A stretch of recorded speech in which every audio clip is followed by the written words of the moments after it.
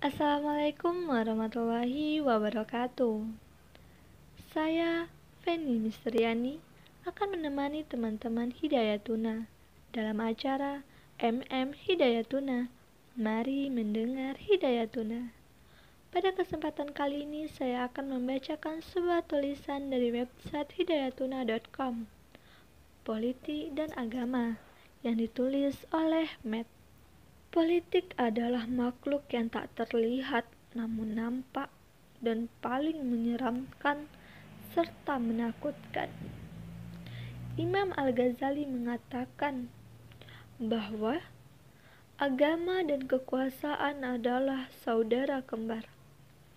Agama adalah pondasi dan kekuasaan adalah penjaganya.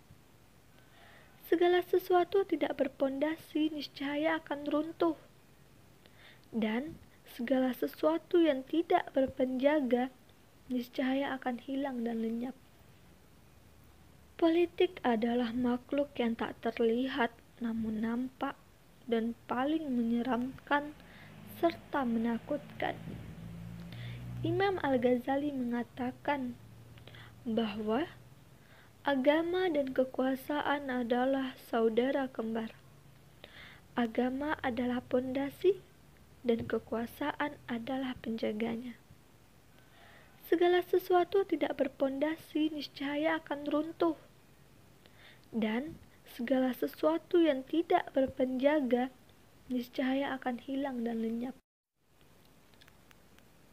Sebagai Muslim, saya yakin Islam tidak bisa dilepaskan dari aturan yang mengatur urusan masyarakat dan negara. Tetapi, kita tak bisa menutup mata dari kenyataan bahwa ada kelompok konservatif yang menolak sistem politik barat, kelompok modernis yang menerima secara selektif, dan kelompok sekuler yang menerima dengan sepenuhnya. Negara sebenarnya bisa menjadi perantara dalam rangka mendekatkan manusia dengan Tuhannya. Dalam ajaran Islam menyebutkan hubul watan minal iman. Artinya, mencintai negara adalah sebagian dari iman.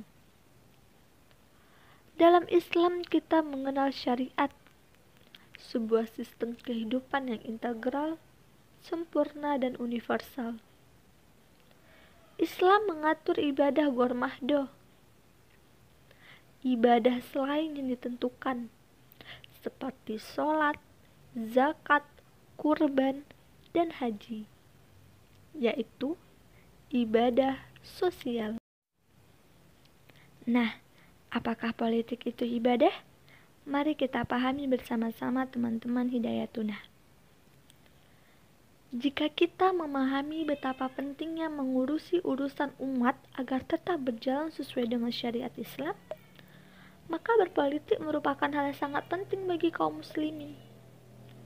Tuhan tidak buta untuk tetap memperhatikan umatnya. Jika politik adalah mengatur orang lain supaya sejahtera, maka itu artinya politik tidak dilarang dalam agama. Sejarah telah menunjukkan bahwa para sahabat Nabi adalah orang beragama yang memiliki otoritas terhadap politik. Mereka bahkan ketika sampai terjadi peperangan untuk mengangkat pemimpin pengganti Rasulullah dengan syarat-syarat tertentu.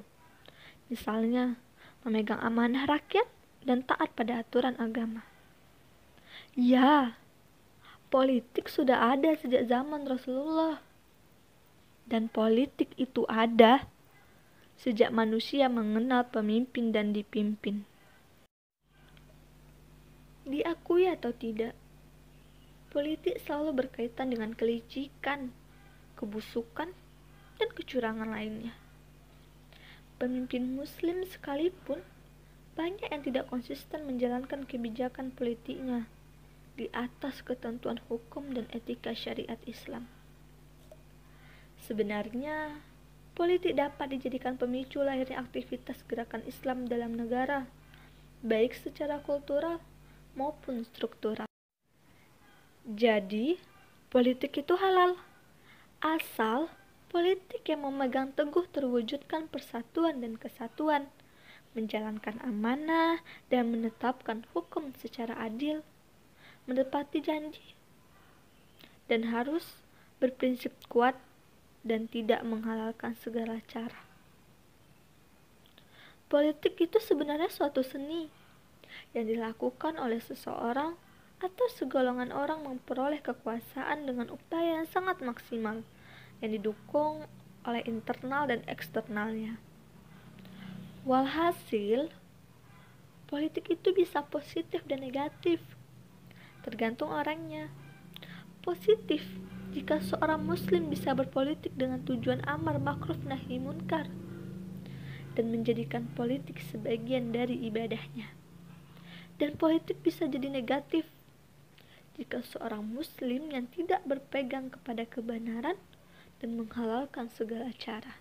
Politikus beragama harus sesuai jalur yang diyakini benar dan berperilaku tidak menipu, tidak menteror rakyat dengan janji-janji kosong.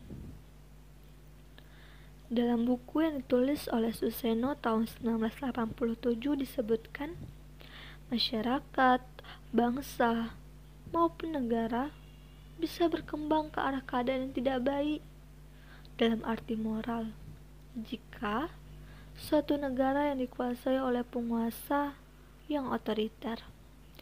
Jadi, manusia perlu hidup berkelompok, menampilkan insan berpikir sekaligus sebagai insan usaha. Karena kodrat manusia adalah mencapai kesejahteraan bersama. Politik bisa ditangani dengan memakai rasionalitas. Ia mengandung sifat eksistensial dalam wujudnya, karena melibatkan juga rasionalitas terhadap nilai-nilai kemanusiaan. Ya, sekali lagi, manusia beragama boleh berpolitik, asal memegang etika politik yang baik dan benar, karena politik berkaitan dengan moral manusia. Akan tetapi, mari kita lihat dunia politik di tanah air kita sekarang. Akibat bengisnya politik, para pemuka agama Islam terpecah menjadi dua. Masing-masing merasa bahwa keyakinannya benar. Padahal, hadis Rasul yang diriwayatkan Ahmad telah menyebutkan, permisalan ulama di muka bumi seperti bintang yang ada di langit. Bintang dapat memberi petunjuk pada orang yang berada di gelap malam, di daratan maupun di lautan. Jika bintang tak muncul, maka tak mendapatkan petunjuk. Ya, begitulah ulama. Padahal sebenarnya, tanpa masuk ke wilayah praktis, ulama sudah berpolitik, yakni dengan ajaran-ajaran yang menyejukkan, menyegarkan pikiran, dan tidak menyesatkan umat. Adakah ulama yang benar-benar ulama ada di Indonesia? Dan memberi fatwa yang bersih tentang politik itu ibadah? Jika dilaksanakan dengan tanpa nafsu, insya Allah saya yakin masih ada. Baiklah teman-teman Hidayatuna, terima kasih telah mendengarkan. Sekian dari saya. Wassalamualaikum warahmatullahi wabarakatuh.